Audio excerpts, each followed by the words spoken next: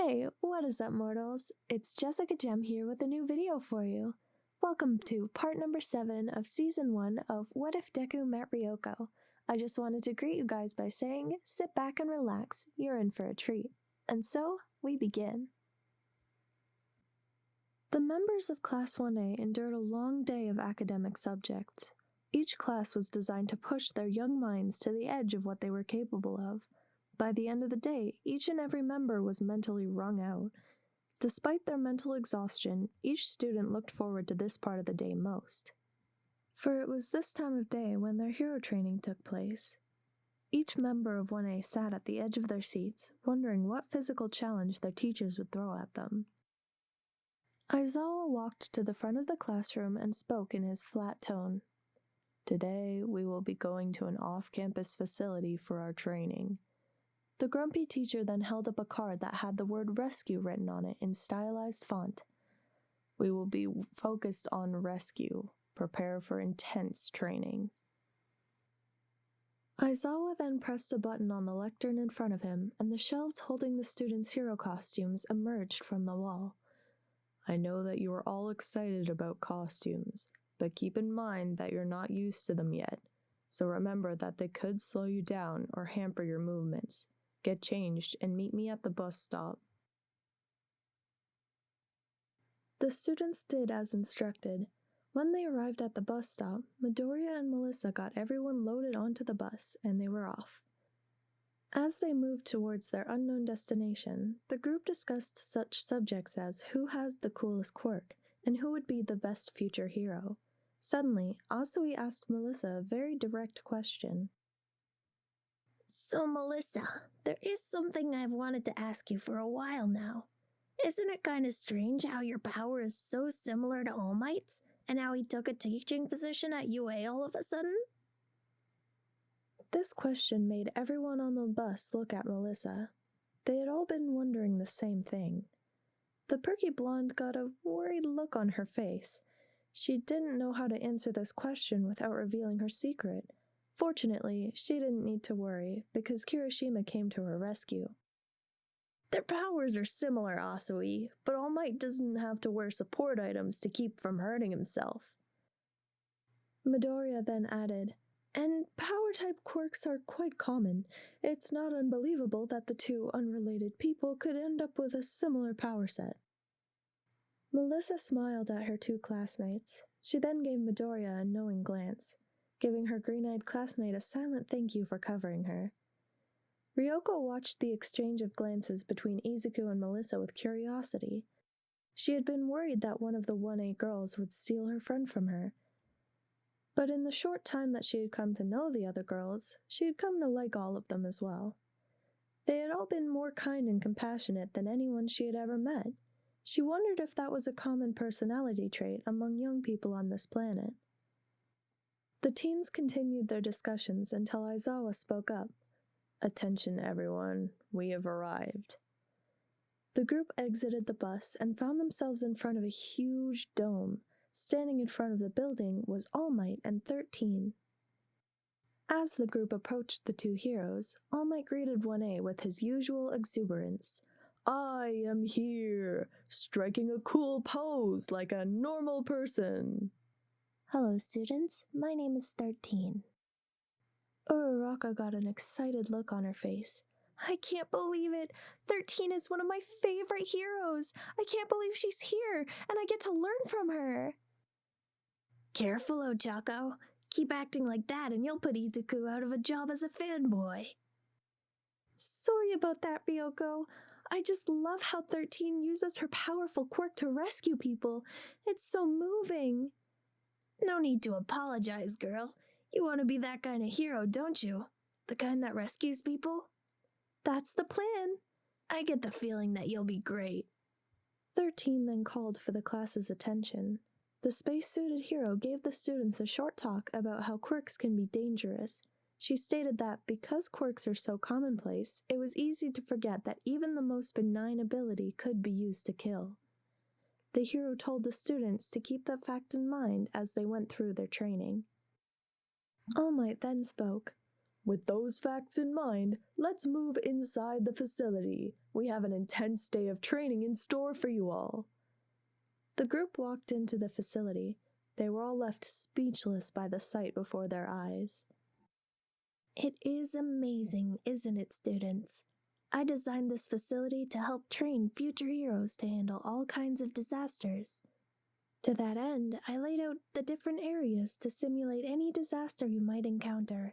I call this place the Unforeseen Simulation Joint, but it is also called the USJ. As the teachers spoke, Midoriya and Ryoko's extra senses started to go crazy. Both students knew that something bad was coming. In the center of the facility, a swirling mass of black energy appeared in the air. A gray-haired man and a hulking figure with black skin and a bird beak emerged from the opening. Then, a man made of black mist appeared next to the skinny man. The mist man then waved his hands through the air, and many more portals opened, and many more individuals emerged. Midoriya pointed his finger towards the scene.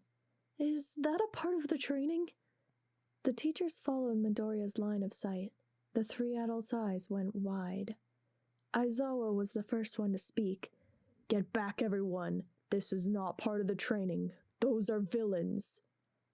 Aizawa, get the students to safety. I will hold off these villains. Is that a good idea, All Might? We have no choice. The safety of our students must come first.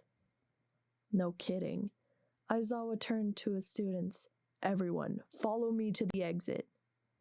As Aizawa and 13 led the students back to the main entrance, the shadowy figure appeared before the door.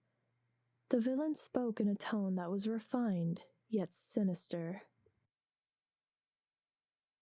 Good afternoon, everyone. We are the League of Villains, and we are here to kill All Might. We are so happy to see that he is here. This is an interesting place for the symbol of peace to breathe his last breath. These words made the teachers and students all go wide-eyed. Both Aizawa and 13 exchanged a nervous glance. Before Aizawa could act, he was wrapped in black mist and disappeared. 13 and the teens freaked out at the sight of the dark-haired teacher vanishing. Melissa was the first to speak. What did you do to Mr. Aizawa? Fear not, young hero. I just sent him away. I could not have him blocking my quirk. It would have made it more difficult to accomplish our mission. You don't honestly think that you can kill someone like All Might, do you? Most of the villains you brought here are small fry. None of them would even make All Might break a sweat. That is true, but we have come prepared. But I am afraid I cannot let you leave here. The problem is that there are too many of you for me to deal with, so let's even up the numbers, shall we? Midoriya and many of his classmates were surrounded by darkness. When the light returned, Midoriya found himself in the landslide zone. Many thoughts rushed through the boy's head, but he took a deep breath to regain his focus. Midoriya closed his eyes and activated his life sense. He could clearly sense that all of his classmates and teachers were still alive. It appeared that half of his classmates and 13 were still by the front gate. They had somehow dodged the black mist. The other half of the 1A members were spread throughout the USJ. All of them seemed to be in good condition. The green teen even located Mr. Aizawa. He was on the opposite side of the USJ.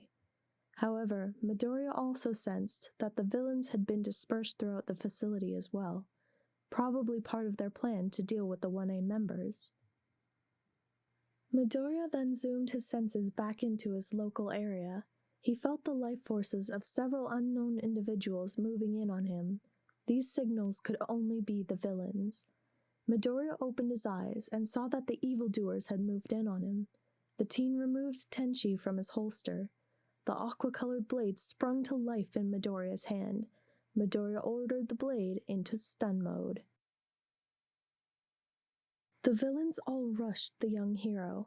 As they came near to the teen, he slashed them across the chest or backs with Tenchi.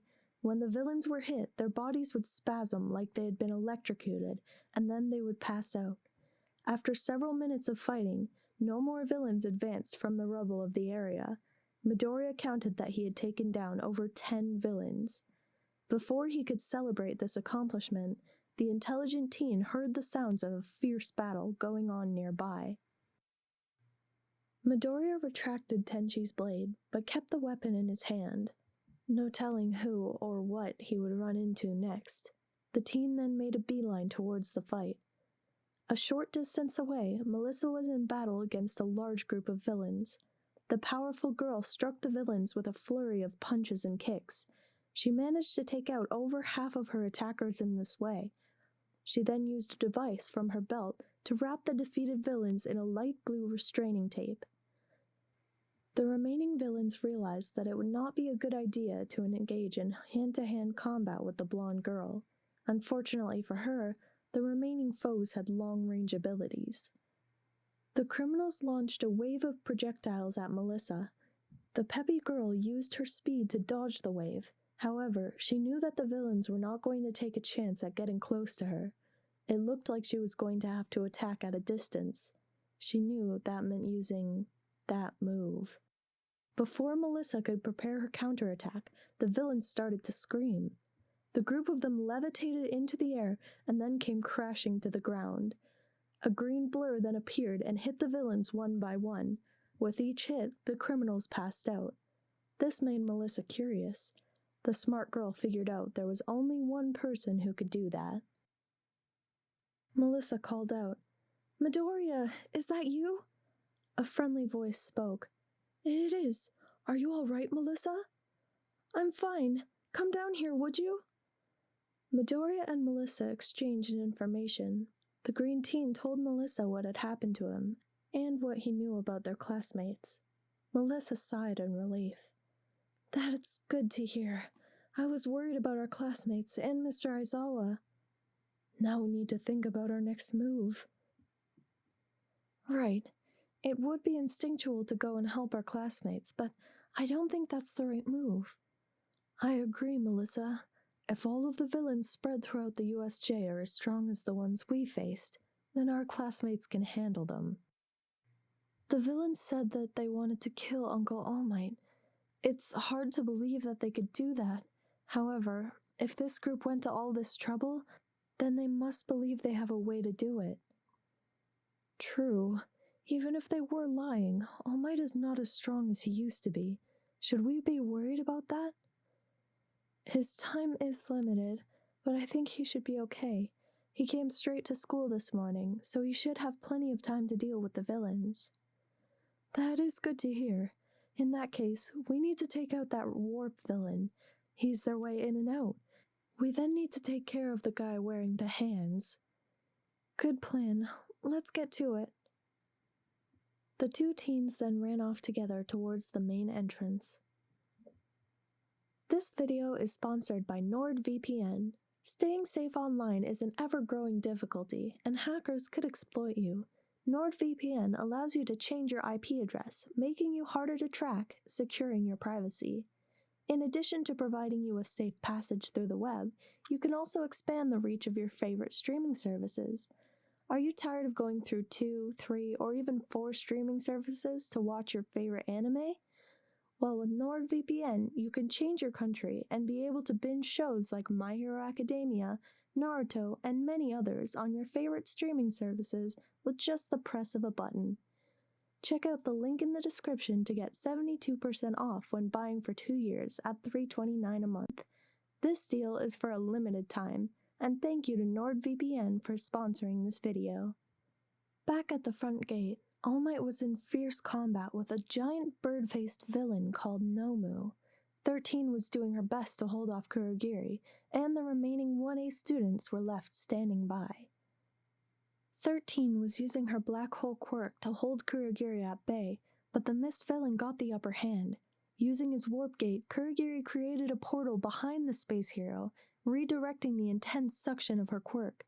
13 fell to the ground and passed out. The hero had received severe injuries to her back.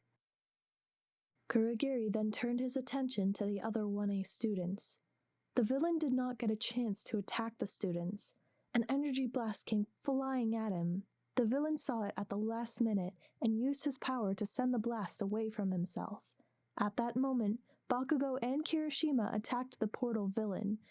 Bakugo grabbed the villain by his collar and held him down. Looks like you do have a body under all that mist. If you didn't, then why would you need this armor? The villain tried to break free, but Bakugo set off several small explosions on the collar. Don't even think about it, loser! Make one wrong move and I will blow you to kingdom come. Ryoko flew in and checked on her classmates. Are you guys okay? Uraraka responded to the white-haired girl. I am so happy to see you three. We were so worried after you all disappeared. It's all right. Ryoko pointed at the disabled mist villain. That guy used his power to spread us throughout the USJ. I ended up in the same area as Bakugo and Kirishima. We came back here as fast as we could to help. Thank you all so much. A short distance away, All Might was locked in combat with Nomu, while Shigaraki carried on about how it was impossible for All Might to win. The number one hero was breathing heavily, and steam was coming off of his body. The hero knew that his time limit was almost up. He had to finish Nomu quickly. If he didn't, then his students and the other teacher would be in danger. This creature should have fallen by now. I know his power is regeneration, but he should not be still standing after all of the hits I got in. Shigaraki laughed at the panicked hero. Regeneration is not his only power. He also has shock absorption. This information made the blonde hero smile. Then there is a way for me to beat him. What are you talking about, All Might? Nomu is the genetically engineered anti-symbol of peace. There is no way for you to win. All Might charged up and renewed his attack against the beast. You said that he had shock absorption, not shock repulsion. That means there is a limit to how much force he can take. It's pointless, All Might. Nomu was created to fight you at your best. The hero delivered a barrage of powerful punches. Each one had the force to level a building. Then I will have to be better than my best. All Might drew back his right arm and charged the limb with energy.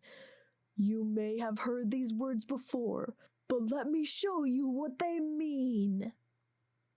All Might charged Nomu and delivered a punch to the creature's gut. The blow was so powerful that it caused a pressure wave to explode throughout the USJ.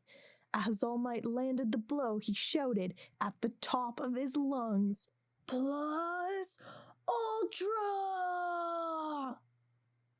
The blow sent the Nomu flying into the air.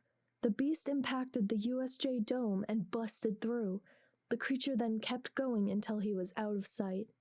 Midoriya and Melissa had just arrived when All Might began his full power assault. Both teens were shocked by the display of power. Midoriya was overcome by amazement. That was awesome! He sent that villain flying like those bad guys from that old cartoon! Melissa saw the shape her Uncle Might was in. The girl was overcome with worry. Midoriya saw his friend's expression change. What's wrong, Melissa? It's Uncle Might. See how his body is giving off a white smoke? Midoriya saw what she meant. I do. I get the feeling that's a bad sign. It means he's almost out of time. As she said those words, All Might fell to the ground and reverted back to his skinny form. When Midoriya saw this, he looked at Melissa with a determined look. We have to help him. Melissa nodded at the green teen. The two ran toward the battle. Shigaraki approached the weakened number one. Well, look at you. Looks like the master was right. You have gotten weaker. Looks like you should change your name to No Might. All Might didn't know what to do. He figured he had more time left. But it seems his time was getting shorter now that he had transferred One for All to Melissa. Shigaraki laughed. It looks like I will get to end this game after all. The skinny man rushed All Might. He reached out his long fingers to grasp the hero's neck and dissolve him. All Might thought that this was his end, but then Shigaraki froze mid-stride. All Might was confused. He looked around the field and saw Midoriya and Melissa. Midoriya was a short distance away with his hand outstretched. The blonde man figured he was the one holding Shigaraki in place. The hero was concerned to see the two students there, but he was also glad for the backup. Melissa got a fierce look in her eyes. An aura of lightning appeared around her body. The girl rushed towards Shigaraki at max speed. She channeled as much power as she could into her right hand. In a second, she was standing next to Shigaraki. Melissa stared down Shigaraki with a look that was ice cold. "No one hurts my family!" She delivered a punch to the villain's gut at full power. "Take this, California Smash!" The blow was so powerful that it smashed her full gauntlet to pieces. Shigaraki went flying backwards and hit a nearby wall. The wall became covered in a starburst of cracks. The villain fell to the ground unconscious. Melissa grabbed her arm as a sharp pain surged through her body. The girl knew that she had broken it. She looked down and saw that her arm had turned an unnatural shade of purple, and it hung limp at her side. Midoriya ran over to All Might and Melissa. "Are you two all right?" Melissa winced in pain as she answered, "We're fine." She then handed Midoriya a device from her belt. "Take this and tie up the villain. Just press the button on the top and it'll dispense a special capture tape." "Okay, I will." All Might spoke in an unsteady voice. "Make sure you tie him up so he can't use his arms. If he can, then he'll dissolve the capture tape." Midoriya went to follow the teacher's command. A short while later, Midoriya had secured Shigaraki with Melissa's device. He then ran to the front door and used Melissa's capture weapon to secure Kurogiri. Midoriya then told the students at the entrance what to do. He ordered Ida to run back to UA and get help. He then told Uraraka and the other students by the front gate where their other classmates were, and to go help them capture the stray villains. His classmates then moved to follow his orders. Bakugo did say several crude things before joining the others. Before Uraraka took off, she asked Midoriya a question. "What about 13? She got hurt really badly protecting us." Midoriya walked over to the teacher and placed a hand on her. After a moment, he reassured Uraraka. "Don't worry, Uraraka. The lacerations on her back are severe, but she's in no danger." "Really, Midoriya?" "I'm going to take care of them right now." Midoriya infused healing energy into 13. The wounds on her back closed up, and the hero's breathing eased. Uraraka was shocked by this sight. "That is amazing, Midoriya! I didn't know you had healing powers." "It's a long story, Uraraka. I promise I'll explain later, but for now, go help our classmates." The green teen then ran back to check on Melissa and All Might. Midoriya could sense that both Melissa and All Might were worn out. However, the green teen could see that Melissa needed attention right away. Midoriya went to help his classmate and placed his hand on her shoulder, but she waved him off. "I'm fine, Midoriya. Go help Uncle Might first." Midoriya fixed a firm look on Melissa. "All Might is worn out and scraped up, but he'll be fine. You, on the other hand, need immediate attention. You've turned your arm into a maraca. Both of the bones are a mess of breaks. You also have nerve damage. If it's not fixed right away, you will not use that arm again." All Might freaked out at this information. "We need to get Recovery Girl here immediately." "No time." Midoriya kept his right hand on Melissa's shoulder and then took her hand in his left. The boy then channeled his healing energy into Melissa's arm. The teen felt the bone fragments of the blonde girl's arm pop back into place and start to heal. After several minutes, Melissa's breathing slowed and color came back into her face and arm. Izuku then turned to All Might. Don't worry, she's going to be fine. I healed her arm. After she gets some rest, she'll be back to full strength. Thank goodness. All Might let it sink in that Melissa was going to be okay. We are going to have a talk about this healing power of yours, young Midoriya. I will be more than happy to do that once everyone is safe. Midoriya ran off into the USJ to help his friends capture the remaining villains. About 10 minutes later, Ito returned with the rest of the UA staff. After about an hour, all of the villains had been rounded up and the police called. Detective Tsukauchi led the force that arrived at the USJ. He came over to talk to Nezu. Principal, sir, we are in the process of arresting the villains. We would like to conduct a full investigation into what happened. Of course, Detective. You have my full permission. If anyone gives you a hard time, just send them to me. We will also be conducting our own investigation, but we welcome the police's help. The detective nodded and went on to do his work. The 1A students had gathered in front of the USJ. Nezu walked over to his students. He looked each one of them in the eyes. You have all been through quite an ordeal today. Normally, it would be inconceivable for first-year students to be placed in such danger. If any of you need medical or psychological help, don't hesitate to ask. I am giving you the next 3 days off so that you can recuperate, and so we can find out how all of this happened. The students thanked Nezu for his concern. The group was then taken to Recovery Girl so that she could check them out. Nezu was glad that none of the students were seriously hurt, but something still nagged at him, but he couldn't place his finger on it. The transport carrying Kurogiri and Shigaraki was driving towards the police station. Both villains sat in the back of the van in special restraints. Suddenly, they began to cough uncontrollably. The officer driving pulled over to the side of the road. The officer riding shotgun hopped out of his seat and ran around to the back door of the transport. As he opened the door, the two villains expelled a dark liquid from their mouths. The substance then enveloped the two, and they disappeared. Thank you all for sticking around, and I hope that you've enjoyed. Before you leave, we would just like to let you know that We the Celestials has many other channels for your entertainment and viewing purposes.